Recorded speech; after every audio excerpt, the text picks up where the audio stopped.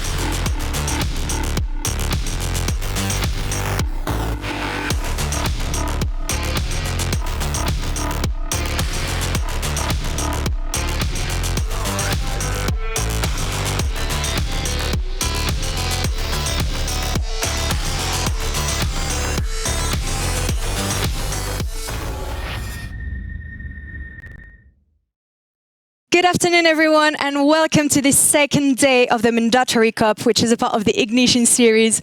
We've had so many surprises yesterday. We had 128 teams, and there's only 8 left today that are about to compete for the quarter and semi-finals. We had lots of surprises, as I said, lots of upsets, Fabric and HYPERX that are unfortunately away now from the competition and are going to disband. It was their last tournament, and it was a big surprise for all of us, and I'm sure we're going to have more today. So we're about to see which games you're going to see on this stream. On this cast, we're going to have G2 versus Dreamchasers. That is going to be our first game. And if you want to see NIP versus those guys, you can head on to mandatory.gg and see the French casts.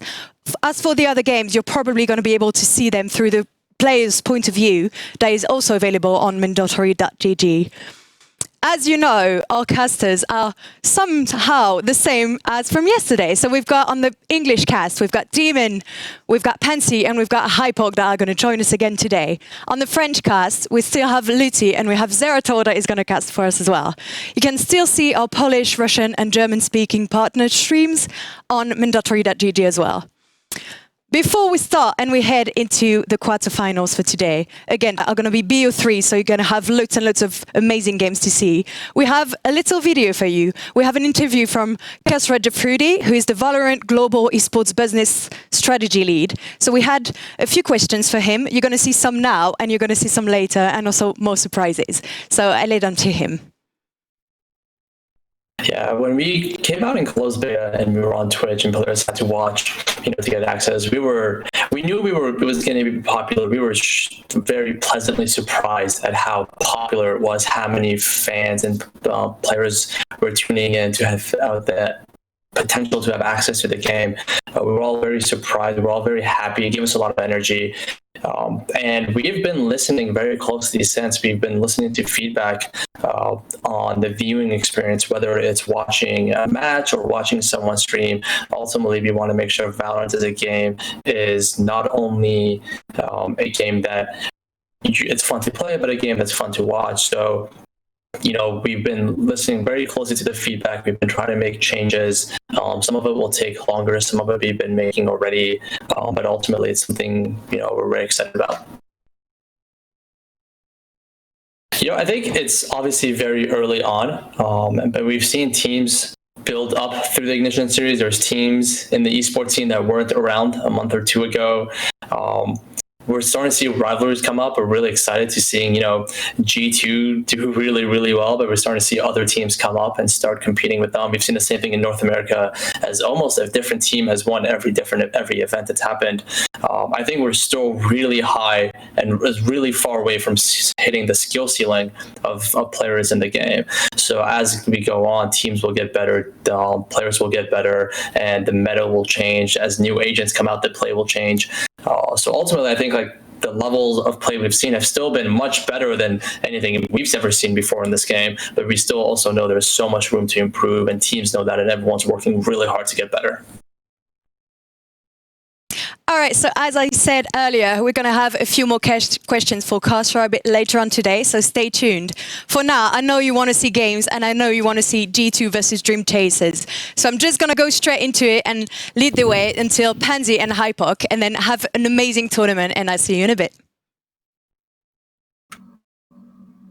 Thank you. Yeah, nice to hear from Riot as well. I had the pleasure of doing an interview with that man, and he seems like a good egg. He seems like a good egg. Speaking of good eggs, G2 pretty decent in the game. That's gonna be coming up in a second's time. But HYPERX, you're not a good egg. How are you doing today? Well, I take very, very strong offence to that, but no, doing good. Exciting games yesterday. A couple of upsets. I hung around for the Fish 1-2-3 upset that I'm sure you are aware of how upset I was when we got into voice today. But yeah, it's so far so good. G2, obviously the name that a lot of people are going to be following throughout this event. Starting off and then again up against Dreamchasers, which you could see as a bit of a wild card. I'm not going to lie. I don't think it's going to be a full-on stomp, but we'll see if they can keep pace with G2. It looks like G2 kind of breezed their way through the games yesterday, which is to be expected in the first couple of rounds, to be honest with you. But maybe this is their first test. It could be. These, we'll give you some more detail in just a moment's time. Before we get to it, a quick reminder for you guys tuning in early, a little heads up, a little, slice of knowledge for you here. Head over to Twitter, check out Mandatory GG, or one word. Check it out. There's a couple of giveaways, a couple of contests going on, all the information. And, if you don't even have Twitter, go over to the website itself. You'll get all the info there too. You can follow the tournament, see the brackets, all the good stuff. And you guys at home were so dedicated to listening to us, which is incredible. You almost took the site down yesterday. I appreciate that. That's the dedication I'm here for. But let's actually start talking about, we've kind of briefly highlighted some of the upsets. I think we can talk about that down the line. I think because the two teams we're seeing didn't really have any of that near them. G2 kind of went through the motions. I'm glad to be seeing them today. I did give AORUS a quick message, and he said his dodgy cooking has potentially giving him food poisoning. So hopefully he's doing all right today. Okay. But other than that, G2 obviously on a high note. We don't need to say too much. Dreamchasers, your Counter-Strike boys-ish. Well, Emilio, I guess, is the big name of that. I don't know the others too well. And I'm worried that this is just a boatload of fake names of people I might recognize, but who knows? I've tried doing a bit of digging. They've played some of these open events, but with mixed results, I'm not going to lie. And again, there's been a bit of movement in terms of the roster as well. Obviously, Emilio, as you've already said, is the name to kind of watch on this roster. I'm sure most people watching are aware of the history there, but I'm guessing this is a full roster, obviously coming from a Counter-Strike background, seeing as obviously they're teamed up with Emilio.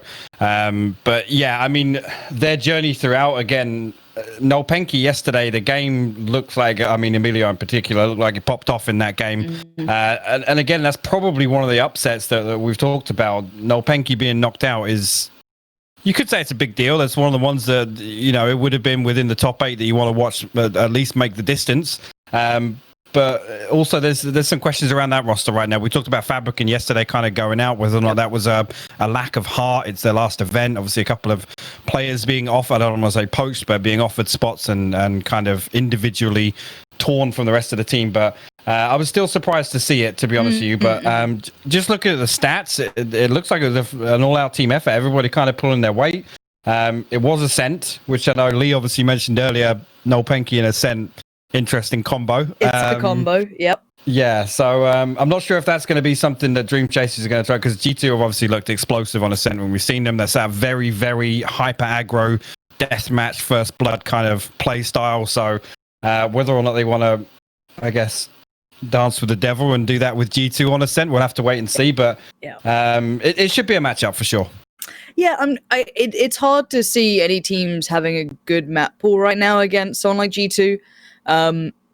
It took a while, right? I look at NA specifically, how the map pools kind of went around. You look at kind of, I always think of it kind of like TSM, T1 were the first to kind of highlight that very aggressive, very, not necessarily individual, but, you know, they'll take the fights. They're confident. They'll kind of free flow around. But remember, G2 didn't, I think last time there was an interview with them, they didn't have an IGL. They were happy just to free throw it around, just kind of roll off the back of info. And again, it's so good while it lasts. There is going to be a time limit on it where someone's going to become a specialist in maybe 2 or 3 maps and you're going to be put through your paces. But do I think Dreamchasers is that? Not yet, but they could do a bit of damage here. So it's just kind of looking at the overall scene. Hopefully the maps will be popping up soon. We'll have a look through the veto. I don't know what to expect for a veto. Where do you take someone like G2 to make yourself feel like you have an advantage? I mean, I was trying to look at this and do some prep for this match earlier, and you look at G2 stats and it's just... I mean, anybody that's playing against these guys have obviously got to be trying to do their homework, but I mean, their win rates on each of these maps is just absolutely insane. And these are all from, you know, the last month or so's tournaments where they've had good opposition as well. So, I mean, really, in terms of the veto process in a 4 map pool, there's not a lot of room for movement there. You're bang on. Okay, Ascent coming in. Nice. I enjoy watching them on Ascent anyway. I don't know who's picking which. So I was going to say, yeah, it would be interesting to see who's picked Ascent first, because I'm going to go ahead and bet that's G2. I wouldn't be surprised. That would make sense. Decide if we need it. Go to Split. Love that map pool, actually. Yeah. I mean, I'm not against it at all. I just like Split to cast, if I'm honest. Yeah. I'm just a little bit biased. I love to see that. I know it's not even my favorite to play necessarily. I like it quite a bit. Same with Ascent. I always like those kind of slightly newer maps. Like you get ground down if you played from the very start on your binds and your havens. But what do we make of this map pool? What are our main takeaways here? I mean, for me, I never like seeing Split as the third map.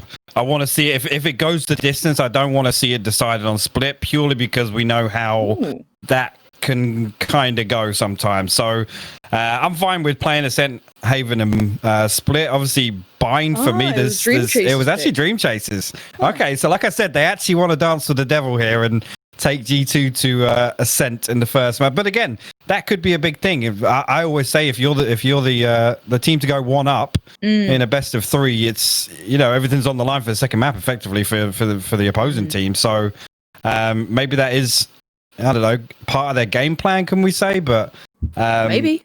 I mean, the way G2 have played, AORUS obviously the standout. Obviously, he's kind of been flexing onto that Sova on Ascent. I love to see that. Don't get me wrong, I love seeing AORUS play Raze on Split, because that's just fantastic to watch. But seeing AORUS kind of flex onto that Sova role on Ascent has been something I've kept my eye on. Honestly, I think that AORUS can play whatever he wants. Yeah, he's too good to shut down right now. He's one of those players you want to give as much freedom to in a way until it stops working, right? It's like you let him run as long as you can. And a lot of people are like, I hate Split, I hate Ascent. I bet you Q just dust too constantly, don't you? You're that person. I know you are. I mean, statistics are going to be just drastically in favor to G2. I don't think G2 has actually lost a best of 3 since, I don't think AORUS has lost a best of 3 since the start of Valorant.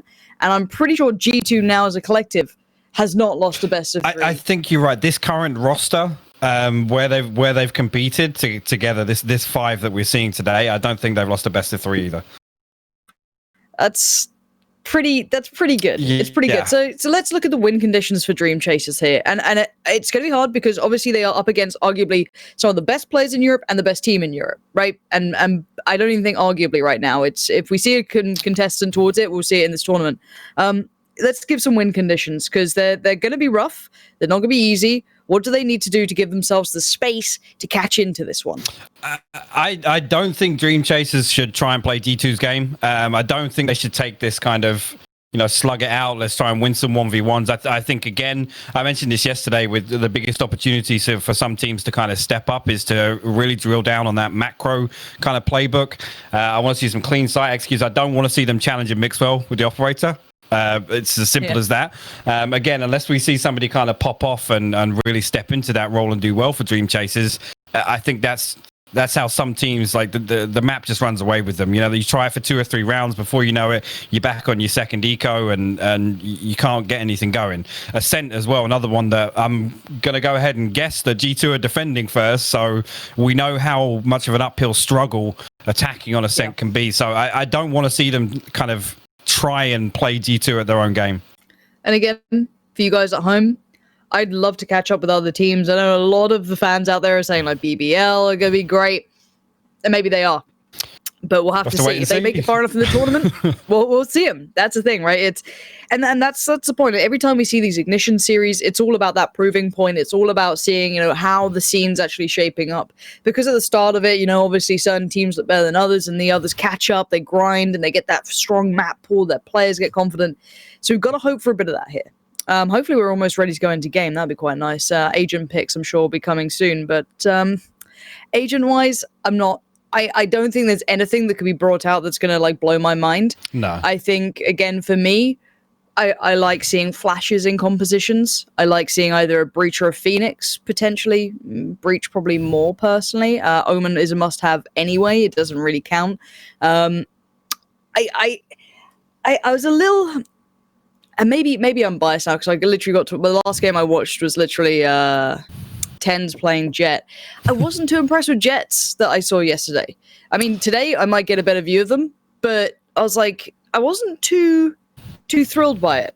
Well, I mean, it's we've got the perfect series to hopefully see that corrected, right? If Mixwell's on his game today, for sure we're going to see him on the Jet. I don't think we've seen him really flex onto anything else in any of the competitive Valorant we've seen this roster in. Whether or not we now see Viper come out, because we know how much Mixwell liked playing Viper initially back in his, I guess, the early days of his stream post the Twitch rivals. But I mean, one thing for me, a kind of an unsung hero on G2 for me, you just mentioned Omen. It's got to be Pat. Pat has come up huge a couple of times, and he's looked really good on Brim, but the times where he's played kind of that lurking role and as well being really aggressive as well and executes on Omen has been fantastic to watch. As I say that, we're actually looking like we're going to get Pat on the Sova here and David on the Omen, which I'm not sure if that's correctly lined up. We'll have to wait and see, but we're hopping straight into the pistol round here, Lauren, so we'll have to see how to get... It's actually David on the Sage, so apologies there for the slight mistake on the overlay. We'll get that fixed up, don't worry. I think potentially the UI might be backwards there. We might have to switch through. We'll fix it up, ladies and gents, do not fear. On the defensive side, if I'm not mistaken, it will be G2. On the attacking side, it will be Dreamchasers. So take a second, get it right in your mind, don't want you to mess it up. I am glad to see Mixwell on the Jet. That might be good fun. Yeah. It's been a minute. And especially on this map, when I think everyone has that big characteristic play of what Tens can do on that A piece he sets up. I'd love to see what Mixwell does, like what's his version of that. And so far for G2, they do have the player advantage. So they can kind of dig their heels in. They don't have to be too worried here. But for the attacking side, the one bonus is, even on the attack, if you are in unfavorable numbers, by the time you hit the site, you're probably going to be on an even keel, unless it's obviously a very extreme scenario. Yeah, and Dreamchasers is actually rolling this one back, actually looking like they're going to go for an A push here. Piff pops both of his cages. And King Cobra actually going to get an angle around the side of that, and they push through main at the same time, but down to 2 players. You'll assume these guys are going to get shut down as I say that. Aaron will find Pith and Pat will fall as well, so brings it down to a 2v1, and I think he's going to get found on site there. There you go. AORUS will pick that one up. So a bit of a slow pistol round there. I'm not gonna lie, as soon as I guess a pick came over in B lobby there, Lauren, and they kind of just decided to rotate all the way over to the other side of the map instead of forcing through that site. So, not sure about that. I prefer kind of some commitment on the pistol round, to be honest with you. Honestly, I'm a little... I don't like the lack of Cypher on Dreamchasers. I don't like that. Yeah. I'm not into it. The only time I'd be even remotely okay with a lack of a Cypher would be to pick up maybe something to counter double ops, which you know you're going to potentially face against G2 if their economy gets rolling. Maybe the breaches of Phoenix. Whatever you theorize is the best way to do it. That roster they're running right now, I'm not into it. I'm not feeling it. I don't think Raze is the right choice on that personally, but maybe we see something great from this. But yeah, I'm not overly sold. Well, I mean, I can see maybe the logic running double duelist to try and counter, some mid presence, which we know Mixwell is going to try and show. But I'm absolutely with you. I'm not sure Raze is the right kind of duo for Jet there. Maybe, I don't know, dare I say Reyna? I think Reyna's maybe a bit underused in maybe that kind of composition where you're directly trying to counter an operator player. But again, we don't really see much Raze playtime on Ascent in itself. I'm not a huge fan. No. I mean, you talk about split and bind. I think those are kind of givens. Raze is very, very strong. I mean, Haven as well to an extent, but we see teams get away with not doing it on Haven as well. But looks like we have a bit of a technical pause, and Lee's joined us. Lee's here to give us some. He's back. He's been around. No, it's. Look, once things are fixed up, we'll sort it out. Back in. We are back in, and I did see the Ares coming through, which is always quite good fun for me. Obviously, stylized to success on this map by a specific player, but an all-in A piece coming out from the attacking side. It looks like maybe a burst play off the back of the Owl drone, which it's going to be. So you can see Patitech and Pit put through their paces over towards the A site. That's a bit of utility to hinder the hit, but as there's no map control, they can only really commit towards the A site here. Yeah, and Pith looks like he's got a beat on it. Pops the cyber cage. You can see they're going to set up for a paranoia through towards tree. Dark cover sent all the way over to B main, so I'm down a little bit of a decoy here, and the Cloudburst is going to cover their entry, but Mixwell will find Aaron on the way in. Pith swings out, finds the first one for free, but gets traded. And now the Spike going to go down. But G2 just looking to group up, I guess, for this retake. It should be in the bag for them in a 4v3 scenario. I'm looking to see if anyone's got utility that could be a game changer. I don't see it. If the Raze had something, I'd be like, okay, maybe a satchel or a Hayward grenade here or there could have done something. Oh, this nice little work towards King Cobra. Just going to leap in. David P, nice and crisp. Maybe a bit of damage over in Dark, but you're not going to get anything out of that. There we go. Nicely done. Was it 3 life? Yeah, 3 life for G2 on the retake. Keeping it quite calm. Keeping it quite collected. Dreamchasers did get the spike down and 2 kills. So honestly, the silver lining for, if we talk about... They weren't ecoed up though. They were on SMGs. So yeah. I want to see what their economy is like if we could.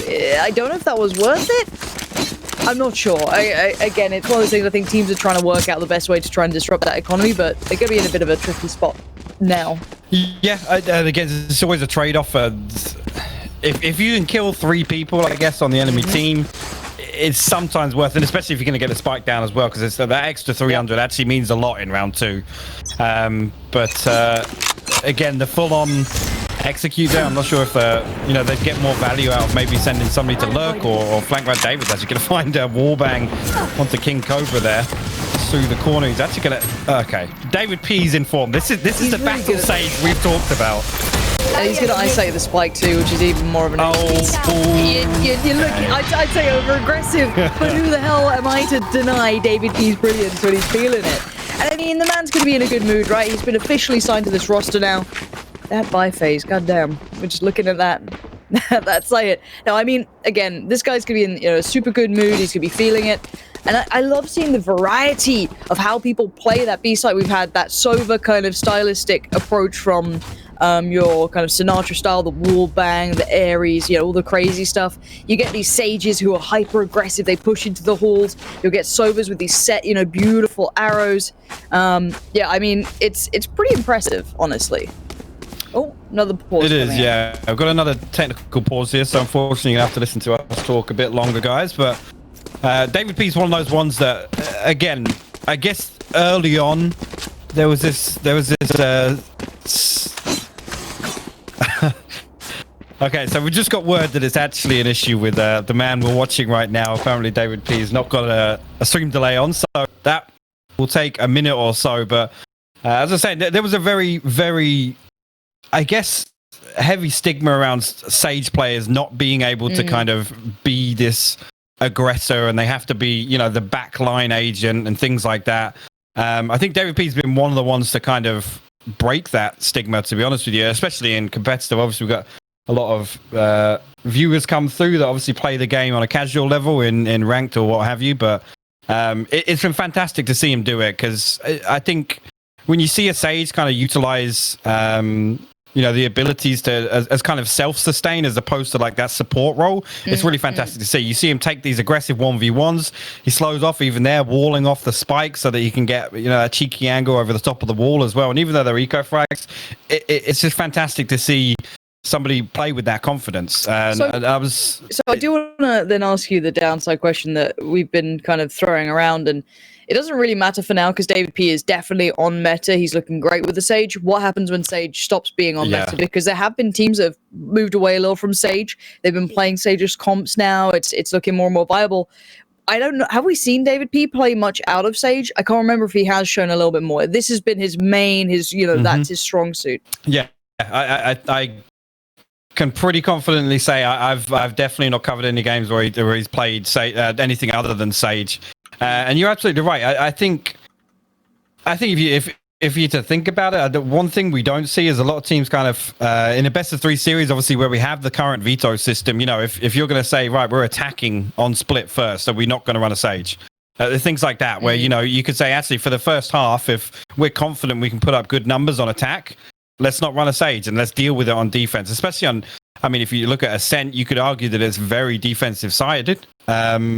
Maybe if that's only kind of a difference of, you know, 5 to 6% in terms of round win rate. But I think it's an interesting dynamic. But yeah, one thing I will say is I think in terms of mechanics, if we put David P on, dare I say, a duelist role, he could perform pretty much the same. I mean, he could have the same impact on rounds.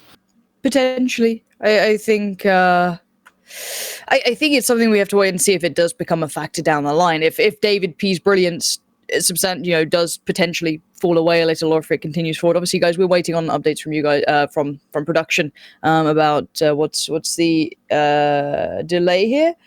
Just so you guys know, don't worry, my room is not on fire. Once again, I do have to always clarify, it is just a little air dehumidifier thing. It smells like pine. It's very nice. It's not on fire. I was actually getting a bit concerned in the pre-show. I was going to type you out a message because there was some smoke rolling over your shoulder. No, it just smells nice. It smells nice. You know, I live in what looks like, you know, a hobbit cave, so I have to try and zhuzh it up a little with a little something. You know, that's the jazz. I'd love to give you guys a little bit more, but at the moment, again, we are just waiting for things to get updated, and we didn't really get to see too much of that game, so it's not like we can deep dive into what we've just been seeing. We can talk what ifs though, Lauren. We can talk what ifs.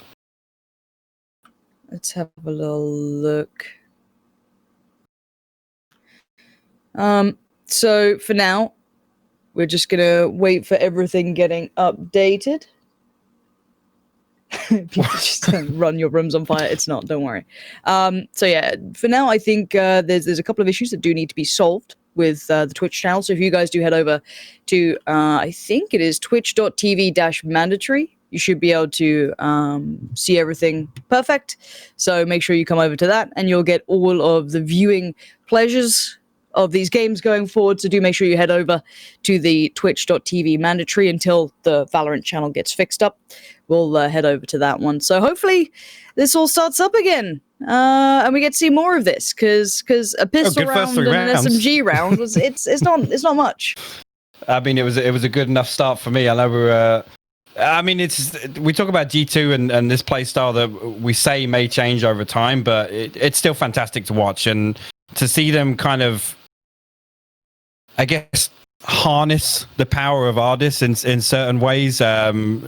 that's been fantastic to see. And we look back at Fish 123, and it was obviously the biggest impact player on that. And I've said this a couple of times now, to step into a roster where you're not, I mean, you could still say he is the standout player. We've got to argue that, I guess, before the competition started, Mixwell was obviously the superstar of this roster.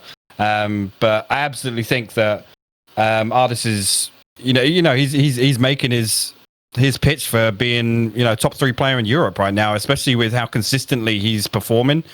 We talked briefly before the match started about that agent diversity and how deep his agent pool is. I think there's very few players right now that we could talk about in terms of like the top 3 in Europe that kind of play off role. Obviously, we don't see Mixwell really mix off the jet. True. So again, where we see the kind of meta change, I think players like AORUS are ones that are going to be able to adapt to it very, very quickly and still have the exact same impact on games. I don't know how AORUS is so good at this game, bear in mind. Like, and this is no shade to him. I mean, because he's from the UK, like,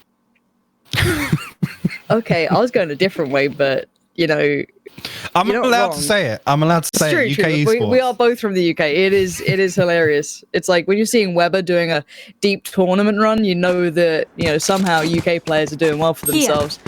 We will get on pause Dyson soon. Again, thank you for your patience, guys. Obviously, everyone in chat has been very, very patient. No one's complaining. Everyone's loving it.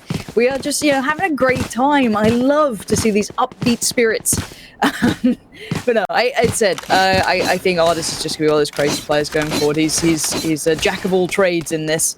We'll see, though, as underway, the Dreamchasers, I think they're on the decent buy at least, so we might see what they have to bring, and it looks like an all-in B piece. Revealing area. And AORUS going to send out the recon ball. That's actually going to get destroyed before the thing, but obviously it's going to give you information away that there's some presence in B lobby, and this is a heavy stack, and AORUS is currently still the only person over on B site, so it's lucky that they don't force the issue there, because he only had the Spectre. Take flight. But I guess they didn't like something they heard or saw, or maybe because they didn't get the entry there, they just didn't want to commit. But I mean, honestly, they drew out a great deal of utility. Yeah. But I don't know how much they've got left. They've still got the owl drone. I want to see if they've got any smokes. Who do they have? I actually don't know. Well, they've got Omen and a jet. Oh, they're fine, yeah. Okay, so they're still good. So they can peel away from this. That's not a bad idea. I love this reaggress, though. Look at the defensive side pushing those B halls. That's so sick. They get the full info, and now they could probably send AORUS, get over to swing past mid, get over towards A, because right now Pitt's in trouble. He's going to be good for the first contact. He buys enough time to get some rotations in, but it's going to be a retake. Yeah, and Pat rightfully backing all the way back up to heaven. And he's going to get some backup from his teammates. I say that, but a bit overzealous with that peak with the Marshall, and he will fall over there. But Mixwell and David P now making their way through tree. Spike will go down, and they find themselves in a 3v4 retake scenario, looking for an entry. Retake positions were pretty good until then. Finding David P and Mixwell has isolated things. AORUS, though, it's always going to be AORUS to be such a threat. Even on just an SMG, he takes them pretty far. But a nice little piece from Dreamchasers, kind of peeling away. Did that kind of B-lean initially, lent away back from it, and kind of took their time going around towards A. And honestly, their post plants, that pressure to catch off the two-play retake with Mixwell, worked out absolutely perfectly. So far, so good for Dreamchasers. Love to have seen a bit cleaner. The scarier thing here is I see the big gun. I see the... I guess I can't call it the big green, but the gun's out to play. Yeah, and I think we saw David set up for a boost with the wall as well. So, again, trying to show heavy mid-presence here. AORUS again using his utility through B main. And actually, the paint shell going to catch David P at the door of market there, but he's going to heal himself up. And there you go, the recon bolt sent out third, and that's going to give the information away. And this time, AORUS has got some backup. So, again, Dreamchasers not choosing to force the issue into B site, but nothing given away by either team just yet in this round. No, and again, Dreamchasers... Why am I Sean Connery? Dreamchasers taking their time, and I like this. It seems like good fundamentals of this kind of, okay, we do either a site lean or we default. Site leans a couple of times now. Draw out the utility. They're running them down away from it, which is exactly part of those win conditions they'll need. By the time the site hit comes through, they've got some big individuals, it seems, who can certainly kind of tussle with arguably some of the best, and now they definitely know the plan. That little shock dart has given away the game, but we do have Pitt towards the site. He's going to be kind of hanging out, playing probably off the back of someone else's contact or steps. Maybe Omen might swing on it. Let's see. Pit's going to wait for that smoke to potentially fade. And now he knows what's up. Trying to avoid that. It's game time. Emilio just outbangs him. That was a little bit of a shame for Pit there. Yeah, Emilio just swings way wide on that one and still comes out on top. And Emilio will find a second on the round. Mixwell will fall in heaven. Spike going to go down just behind Generator here. And Artist going to get a little bit of information with the recon. And we'll find that headshot through the ground. But there you go. Emilio will find his third now. And Dreamchasers might be able to hold on to this. You will not. Good. We'll see. Rez coming in is going to make it trickier. Mixwell's back on his feet. Patitech finds Emilio. Get out of my way. Rez player looking pretty deadly. That's beautiful. Mixwell and Patitech, the timing, the combination. Just nice synergy between the two, and the fuse will come through. And again, G2 though, we're seeing them pushed a little here. The Dreamchasers not making it too easy. No, and I guess they're drawing blood as well. Even though these rounds are obviously going in favor of G2, Dreamchasers are actually getting some work done in them. I'm kind of curious to know what their kind of their go signal, or what they're looking for in this kind of B lobby presence, because it's the second time we see it on a buy round. They invest a little bit of utility, maybe trying to draw out a rotation or something, but they don't act upon it. They walk all the way back through the attacker spawn, back through to A lobby, and then do this full-on execute on A again. I'm struggling to understand what the condition of executing on B site for them is. I mean, we'll find out if they get anything from it. But so far, Patitech finding King Cobra is going to kick things off pretty well. I'm pretty sure it's a very light buy Ghosts, so we can kind of talk through this one. We don't need to hype up ecos. I mean, I think you do have to. It's hard, right? It's like you kind of have to not eco. You have to kind of default against G2 because they push so often. Yeah. They'll push out of A, they'll push out of B. I'm just seeing, do they value getting utility out of, who is it? It'd be David P and Artist, potentially? That's the only reason I'd see to do it. Yeah, and I guess so. Actually, you know, in terms of, you know, late round, the utility does become more of a factor. And obviously, early round for defenders, they're the one that utility is best used to stop getting rushed on a site, right? Whereas, obviously, late game, late into the round, if the attackers can say, well, actually, we know that you know, Sage has got no slows. If we burst out here and, you know, Emilio dashes through the initial trap, he can get himself onto site, and the rest of us aren't going to get slowed in the archway. So I guess if you think about the value of it, kind of early round, it's way more valuable for the attackers to draw it out. It does set like this little kind of like marker in their head that they can't just push it because they're there every, quote unquote, every round, but not the case this time. The opposite lean now. Oh no, we've seen what Omens can do with the jet on this side if you're looking at North America, but right now that was a little overzealous from Patitech, but now Pit can be put through his paces as the hit's coming forward, but you can see the util being put down to buy some time. Full spam. Catching King Cobra. He's got to be a little bit cautious here. He's going to be trying to buy time, and his buddies are there. They're here to support. Artist finds one of them. This is a shutdown. You show aggression against G2. This is what happens back to you. Yeah, I love it. And also, sorry, Pith will find his third on the round, the second through, well, initially the Cyber Cage and then that one through the Cloud Burst. But I love how Pith is just able to buy so much time for Artist to come and pop the Hunter's Fury all the way from back underneath window. And, I mean, it buys just the perfect amount of time to kind of keep them channeled in that alleyway. And at that point, it's just free damage. It's free damage for Artist. I mean, for me, honestly, did Pit even see one of them? He was just like straight smoke banging them. That's gotta feel bad. That's gotta feel bad. Nice little kind of like prediction on the smokes and what have you. And you're right, you know, the time ball, it was all there. So again, the economy is gonna be just trashed again.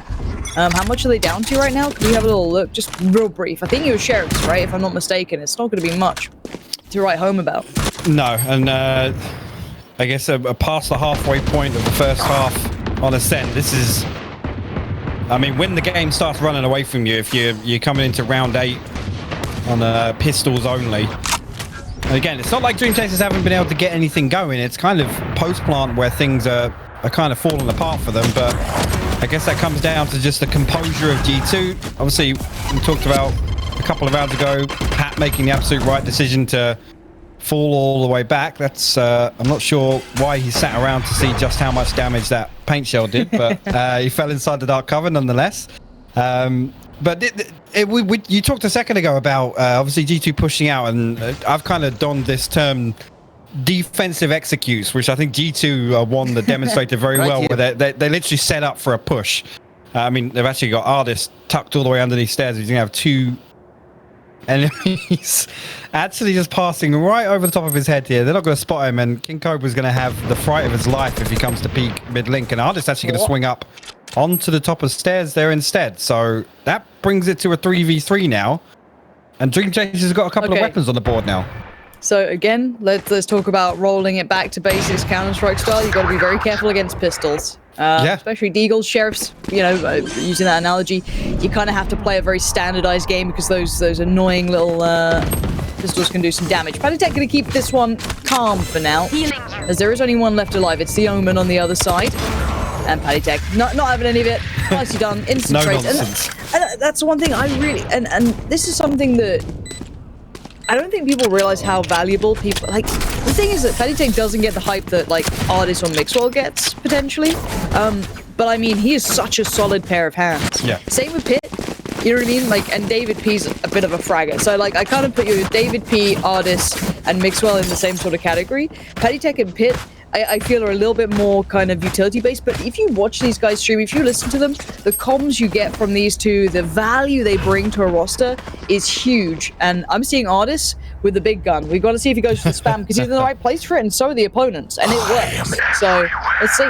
Yeah, this is a good old vanilla Sova plays on B site Ascent.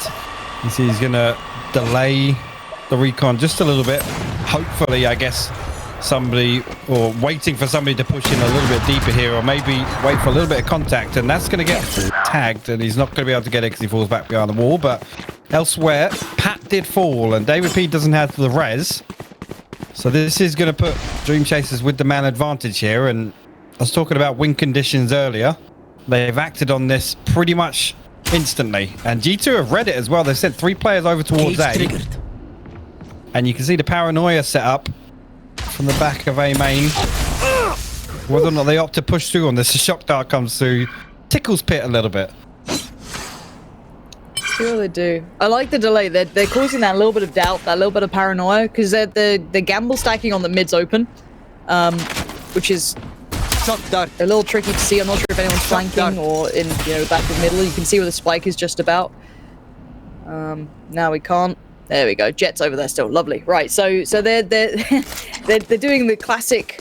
So you get a player advantage and you basically hold, because if you're G2, the classic thing you want to do is almost over-aggress to try and even the odds. And something like Mixwell's doing, and knowing Mixwell, it's going to work out. He misses the shot.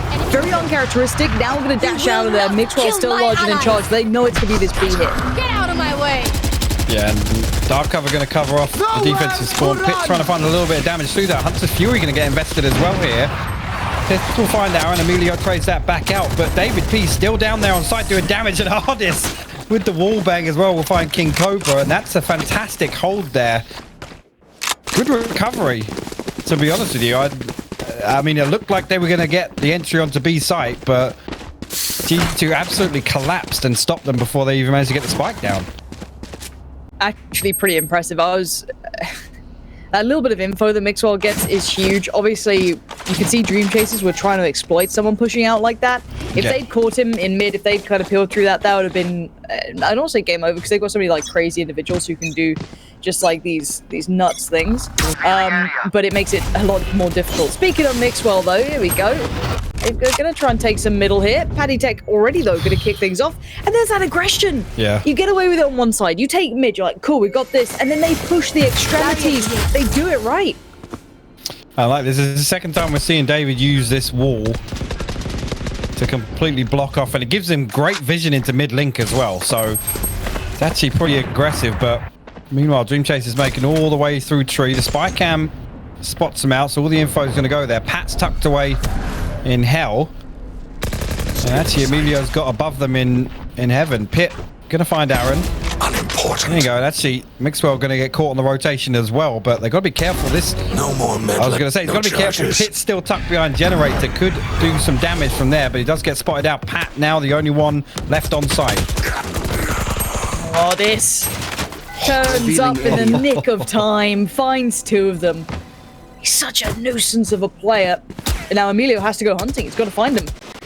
Ooh, baits out on the corner, gets the 1v1, predicts the second player. Not bad, but... Oh, dearie me. It all falls apart. 9-1. David P there. And this is just... Honestly, this is the thing. Dreamchasers are not a bad roster. To make it to this point, not a bad roster. They can frag out. They've got some nice ideas. They play a good game of Valorant. But, I mean, the individuals right now... because we're getting to maybe... What have we got? 3 post plants, I guess? Yeah. They're barely making it on the site. Yeah. I mean, what can you say? D2 just look as coordinated, and they actually look a lot less aggressive than what I was expecting, to be honest with you. We've seen them really kind of just embrace that deathmatch style, and again, you look at the scoreline, and it's not as if it's an absolute slaughterhouse. It's G2 just holding the line.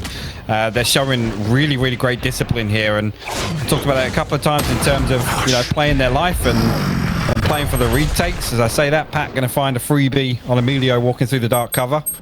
And again, now the damage is done. All they've got to do is just sit back and wait for Dreamchasers to make a move.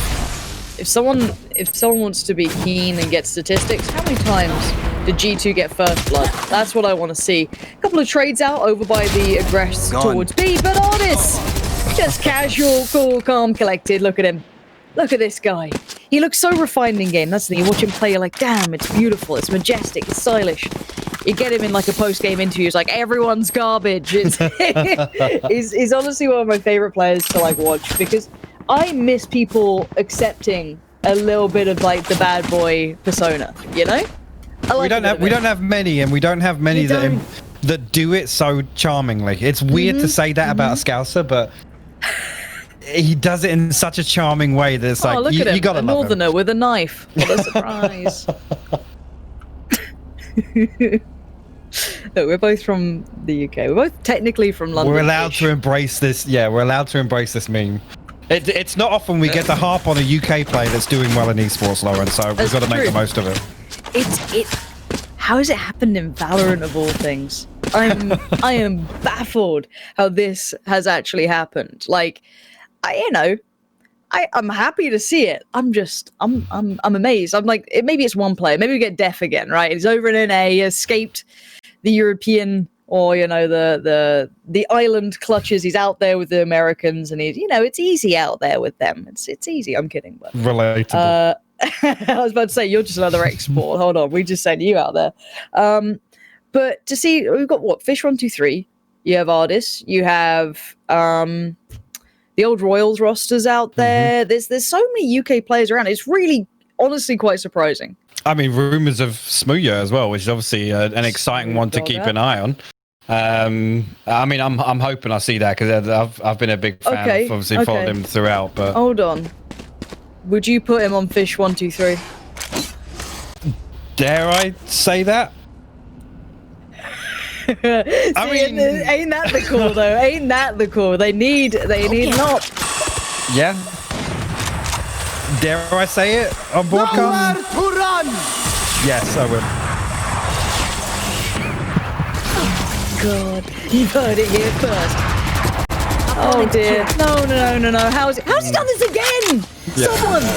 David P walks through these halls every single day. He just has a wander. He's loving it. Look at Get him. out of my way. How's he just got 3 of them? I don't know. Again, and it's basic stuff. He throws out the slow. He's caught in it, and he just swings. He just swings wide on it. And I mean, when you got your Sage going 16 and 4, you can't ask for much more than that out of your inverted commas support player. I just don't get it. You very, very rarely see David P getting punished, and when he's allowed to just run around and frag like this, it's just... I mean, it's sad on one hand, but it's fantastic to watch on the other side. That's true. It's hard to punish. I mean, it is hard to to deal with that. I mean, the guy's banging out shots too, right? Like, that's the thing. Oh yeah, he's no slouch. He is He's absolutely landing no it. slouch. can feel But you gotta feel, and I appreciate whoever put 1776 in chat. I see you.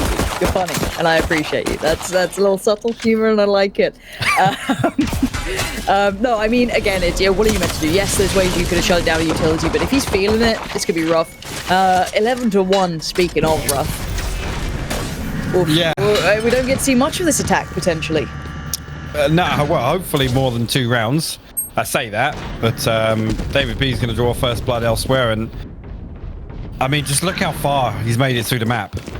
Look at where David P is, and I mean, hopefully they don't get caught out by this Emilio position here. He's going to find 2 actually in mid link, going to get himself a ghost, and the spike is down as well. So all of David P's hard work actually going to fall apart, and Pitt loses that one. I'm not sure why he's challenging on his own, didn't wait for his teammate to fall back, but Dreamchasers might put the pistol round on the board.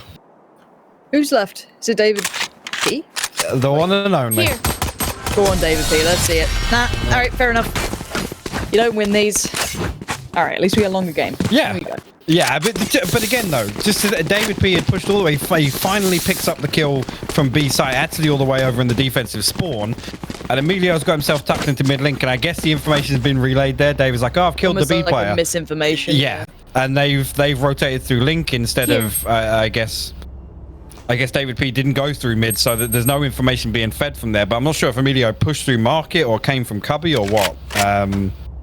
But yeah, it's you hate to see that, but again, you got to stack up and got to play the trades. I mean, Emilio's got the frenzy, so it's just a bit of a spray down at that close range. Hey, look, Emilio.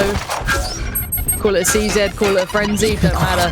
He's gonna do well tucked in a corner. That thing is filthy when you look at it that way. David P gonna still do work. It's just that area. He's just on patrol constantly. I don't think he's ever seen the rest of this map. Honestly, he's gonna have his mind blown when he eventually leaves just the B-holes area. That's it. He just prowls around. It's his territory. He's marked it. That's it. There you go. He went a bit towards mid. No. Back to the B-holes. He likes it there. Timing on that. Oh dear. Okay, this has gone from like 1 kill's not that bad to this is a bit of an issue. Yeah, and again, we've seen G2 punish teams really hard on, again, not even forcing into round 2. I mean, they started this off with classics. It's now a tall order to defend B site from the boathouse, but King Cobra will shut down Pat on the way in. Let's see if they can stop any sort of disaster here from G2 getting this. And there you go, David P will fall, Pitt will fall, Aaron will clean up. That was a lucky escape, considering 2 casualties on Dreamchasers. I'm glad they were able to control it before it spiraled out. And for Aaron, probably a little bit of a confidence boost. Some of these players probably just haven't had that big start, and you know, I hate to talk about it because it sounds so wishy-washy, but it is true. Some players really do need those kind of eco frags or to pick up those. The confidence boosters. Because it makes you feel good, right? You've just been battered on a half. You've had, Artist never letting you have a game of anything. You've had Paddy Tech just clutching every round. To get a couple of kills, even if it's against pistols, you're like, I'm there, I'm live, I'm awake. So we'll see if they can make much more of this. Obviously at 11-3, it has to be quite perfect from Dreamchasers to make it count. Yeah, I mean, I would argue they can't make any mistakes, because if G2 get to match point, obviously the first eco round that Dreamchasers find them on is going to be GG. As they're going for this push through tree, and it's not huge. Yeah, it's not looking as if it goes the way I would have expected that one to. 3 members of G2 will fall. Pit will get the spike down in front of Generator. Artist trailing through mid right now. To see if they can hold on to this post line. Artist will find one. That's a good start. Yeah, but this is an instant trade. They're not letting this get too far away. Aaron's on the site. Tickles the old bomb. Door now gets blown. He's off the defuse. Al drone in. Nice work. Gonna get enough. What? Ooh. Okay. Guys, call the police. There's been a criminal offense. Someone. Do you know what? I was saying this the other day. The thing I love about casting Valorant is I play a lot this game, and still occasionally I'm just like, oh, you can actually wallbang that. I see things and I'm like, yeah, I didn't know you could do that. That's one of them right there. I bet you are this after that moment. Oh, well played. Nice clutch from that player. You know, very well rounded, level headed. David P, are they forcing this? I need to blow something up. Can we look at the economy real quick? I think they Okay. forced. They're just gonna force around those guns. I mean, they just want the game over, I guess. I mean, if they break the economy of Dreamchasers at any point, I guess it's kind of worth it. Yeah. And again, if they can just do a little bit of damage every round and kind of keep, I guess, Dreamchasers on the back foot almost. So you can see Emilio does have the operator on the board here. So still looking good, but Dreamchasers definitely don't want to lose any of these weapons. Like we said, they're only really afforded one mistake this half, and G2 are going to be ready to punish it if they do make it.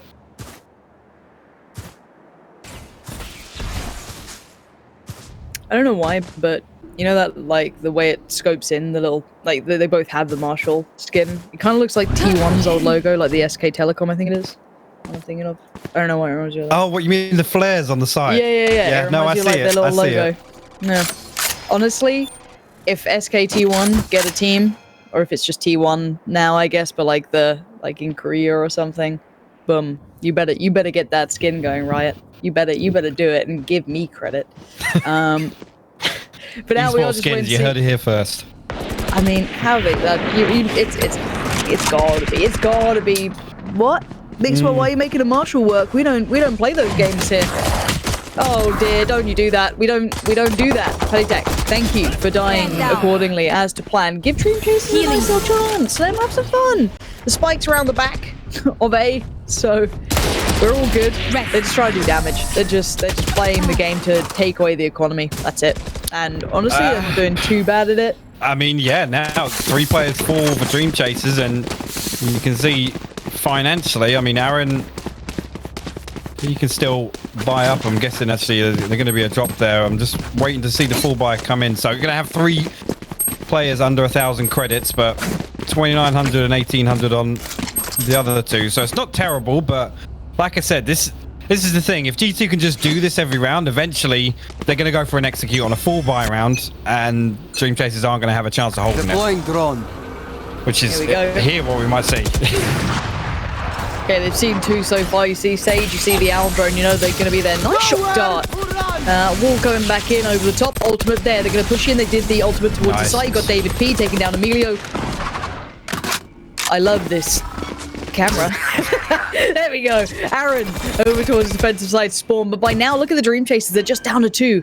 Raze and Sage try and play this back in. They do have a res, but no one's that close by. King Cobra trying to work the back lines, but you're in David P's territory. This is his homeland. You don't get to come over here and do this. David P denies, even though Aaron did find success. It's going to be just Aaron. I think he knows it might be best to try and find a res real quick if he can, but there's so many bodies in the way. Ooh, hey, look for something as well. It's Out of charges.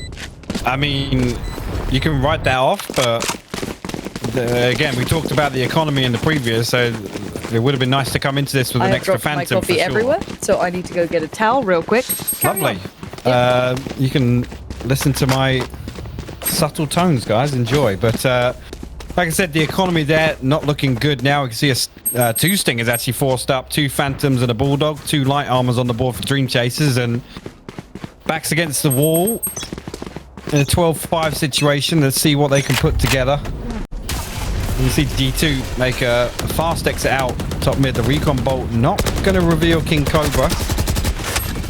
You can see a lot of spam coming through mid. David P actually going to pick him up with the wallbang. And G2 looking to get really aggressive through mid here. David P tucks himself into Pizza. Will fall to Emilio, but Ard is good for the trade now. And Mixwell just going to force through, finds his second trade. That puts Dreamchasers in a 2v3 situation now. And Pat's actually going to TP all the way back to Boathouse with the spike in hand. Red comes through. Mixwell will find another one here. But Spike going to go down on B. And Dreamchasers now a 2v3 retake to keep this map going. Yeah, no pressure as my desk smells of coffee and milk. It's very sad here. Aaron trying to work it back in. Last time around did a pretty good job. Wasn't enough to claim the round, but you can see that late game utility being put down to play. Paddy Tech is having none of it. And for King Cobra, another bite of the cherry, gonna find one, but the trade comes out, and G2 just kind of looked dominant, if I'm honest. 13-5. Yes, it's a little bit of damage, but it's not much. Yeah, they didn't really stumble, to be honest with you. Didn't really expect them to, but again, coming into this, I asked the question whether or not, Dreamchasers were going to have a trick up their sleeve, and Ascent was kind of this dark horse pick, because we know how Ascent can go. Sometimes it can be an upset map, where teams aren't as well rehearsed, the playbook isn't as deep, but G2 showing that, it's not a factor for them. And now I'm worried, because obviously that was their map pick. We now go to G2's map pick. You got to say that they've got the upper hand now to just take this clean 2-0.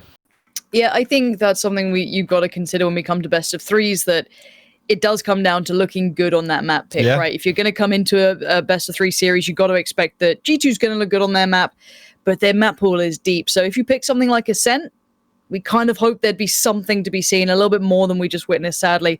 A couple of good takeaways, though. Some of the individuals did start warming up quite late game, sadly. I wish it had been a bit earlier to see some of those players find a bit of presence. But again, it's hard to find that room to make difference happen against G2. They are very all-encompassing. No, a big takeaway from me, it looks like we got an informed David P. Like you said, he's feeling it. Absolutely oozing confidence. I want to see him making plays like that for the rest of the day, obviously. Yeah. I mean, everybody firing on all cylinders. Usually, if there's any criticism to make of G2, it's that they come out slow in the first game of the day. I mean, I think back to, the bind game against Fabricant where they kind of stumbled. That was obviously the first game in that series. And again, thinking back to the We Play, I remember watching back through Mixwell stream, and he just said, that was the worst. I think it was the first game against, I think it might have been Noel Penke, but the first game of the day, and he basically said, it's the worst game of Valorant I've ever played. And kind of the justification was that they hadn't done any warm-up, and first game of the day, they just got caught off guard in a couple of scenarios. So it's good to see that that's not a factor today. Okay. I mean, again, yeah, this is... what do you pick against G2? I just don't know. I mean, obviously Ascent is just something that I don't think you can go to yet. I have no idea what you can really pick against them, but we will be going to, was it Haven next? Yeah, I think it is Haven. Yeah, Split as the decider if we get there. All right, well, Haven will be coming up. I don't know. Well, I mean, Haven's one that's a big concern, because that's one where I think we've actually seen Mixwell absolutely excel on the operator role. When have we not? I feel like we can say this about every player on these maps, man. It's like, I'm trying to find oh no, this map maybe. I mean, Split maybe, but even then, I'm clutching at straws. I mean, Split for me is usually the hardest show and watch G2 play, so it's scary to think about every single map that G2 play. There's one player that just steps up and I don't want to say overperforms, but performs head and shoulders above the rest. Yeah. Or maybe, that's an element of G2 that we're not really kind of giving enough credit to, is how well they enable each other as teammates on certain roles. Yeah, spot on. I mean, there's a lot to this team, and a lot more to be seen. Of course, Haven's on the horizon, and the Dreamchasers, there was small glimmers of hope there, but sadly not enough to make it look truly a big competitive matchup. I'm hoping Haven's a bit of an equalizer, maybe. Haven, a lot of teams have a little bit more time on. Might see some of those individuals finding a little bit more comfort there just purely by playtime, but I don't know if it's going to apply. So I'm pretty sure we'll be heading to a break nice and soon to give a couple of seconds over to get the players in the map. And obviously, I think D-Man's going to be jumping in, if I'm not mistaken. So you get to kind of hear all of us throughout the day. I do need to tidy up my desk. I was going to say, you get to clean up your coffee, more importantly. I'm not even kidding. This is not a meme. This is currently what I'm waiting to do. There's just coffee everywhere, and I'm just trying to clear it up as I go. The room's on fire and there's coffee everywhere. It's honestly a lot right now. It's a really good personified moment of my life as we speak. But yeah, guys, we're going to head to a short break. When we're back, we'll be jumping into map 2, which, if I'm not mistaken, will be Haven. Map 1 has been a bit of a blowout so far, but let's hope for the Dreamchasers' sake they've got something up their sleeve for map 2. We'll find out after a very short break, and when we're back, D-Man will be jumping in to bring it through with HYPERX.